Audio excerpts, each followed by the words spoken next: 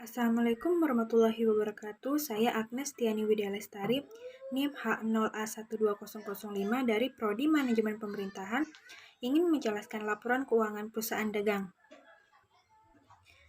Perusahaan dagang adalah perusahaan yang kegiatan utamanya membeli, menyimpan, dan menjual kembali barang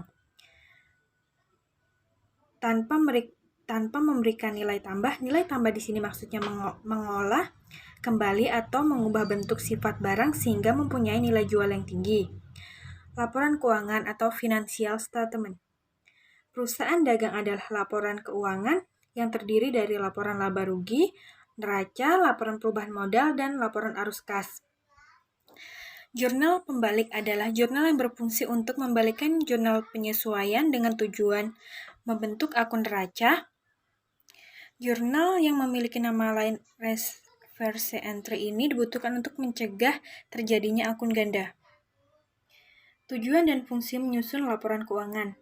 Tujuan penyusunan laporan keuangan perusahaan dagang adalah memberikan informasi tentang posisi dan kinerja keuangan perusahaan secara terstruktur kepada pengguna atau pimpinan atau manajer untuk digunakan dalam mengambil keputusan.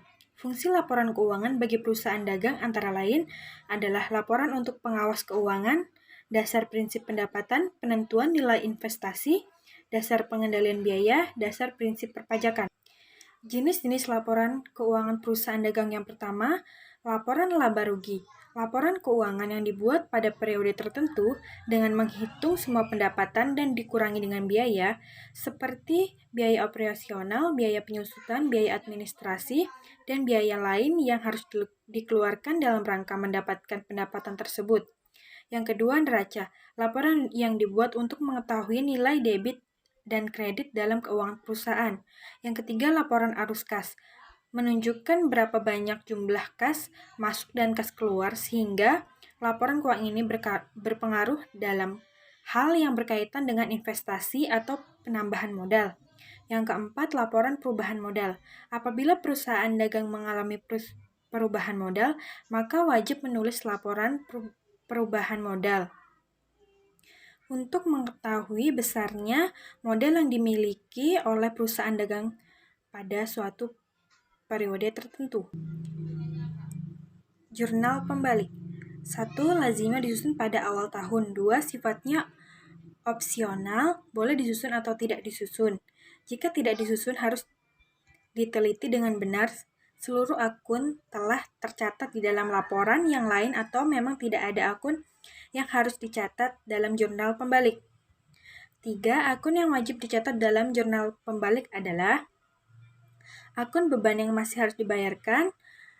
Yang kedua, beban yang khusus dibayar di muka. Yang ketiga, akun pendapatan yang masih akan diterima di perusahaan.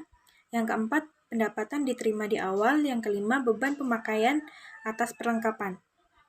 Siklus akuntansi perusahaan dagang. Prinsip siklus akuntansi perusahaan dagang dapat dilihat pada gambar berikut. Berdasarkan siklus tersebut, tahapan penyusunan laporan perusahaan dagang adalah 1. Mencatat seluruh transaksi. 2. Menyusun jurnal khusus pembelian, pengeluaran, penjualan, dan penerimaan. 3. Menyusun jurnal umum. 4. Posting ke buku besar. 5. Menyusun neraca saldo. 6. Menyusun jurnal penyesuaian. 7. Menyusun neraca lajur dan harga pokok penjualan atau HPP. Yang ke-8, menyusun laporan keuangan yang terdiri dari penyusunan laba rugi, neraca, perubahan modal, dan arus kas. Tahapan penyusunan laporan keuangan. Setelah proses transaksi dicatat ke dalam jurnal khusus dan jurnal umum diteruskan dengan posting ke buku besar, maka disusunlah neraca saldo dan jurnal penyesuaian. Berdasarkan laporan neraca saldo dan jurnal penyesuaian disusunlah neraca lajur atau sering disebut juga kertas kerja. Setelah neraca lajur disusun, dapatlah pula disusun laporan keuangan perusahaan tersebut. Contoh, berdasarkan data berikut, neraca saldo dan jurnal penyesuaian, susunlah laporan keuangannya. Penyusunan 1. Neraca lajur atau kertas kerja. 2. Laporan laba rugi. 3. Neraca saldo. 4. perubahan modal, kelima arus kas, keenam jurnal pembalik.